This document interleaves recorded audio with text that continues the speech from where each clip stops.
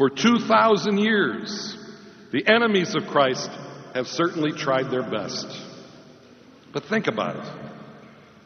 The church survived and even flourished centuries of terrible persecution during the days of the Roman Empire. The church survived barbarian invasions. The church survived wave after wave of jihads. The church survived the age of revolution. The church survived Nazism and communism. And in the power of the resurrection, the church will survive the hatred of Hollywood, the malice of the media, the mendacious wickedness of the abortion industry.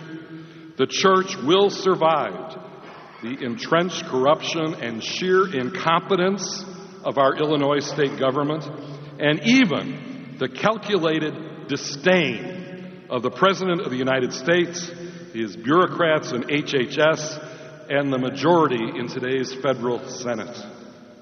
May God have mercy.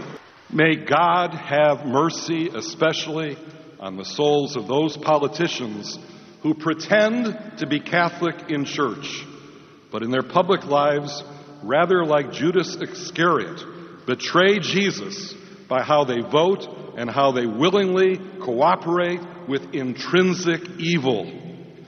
As Christians, we must love our enemies and pray for those who persecute us. But as Christians, we must also stand up for what we believe and be ready to fight to defend our faith. The days in which we live now require heroic Catholicism, not casual Catholicism. We can no longer be Catholics by accident, but instead be Catholics by conviction.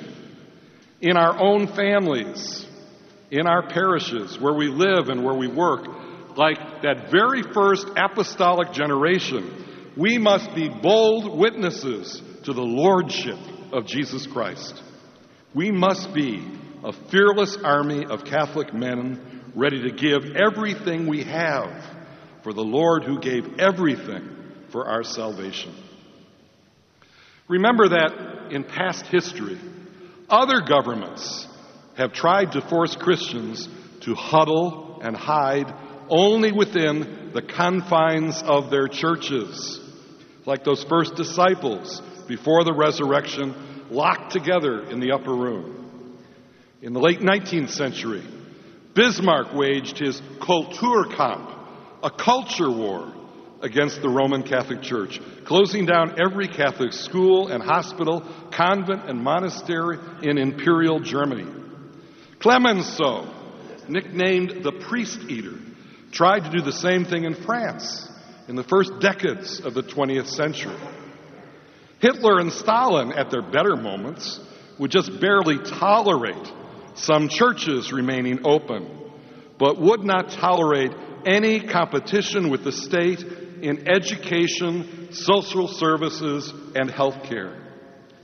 In clear violation of our First Amendment rights, President Obama, with his radical pro-abortion and extreme secularist agenda, now seems intent on following a similar path.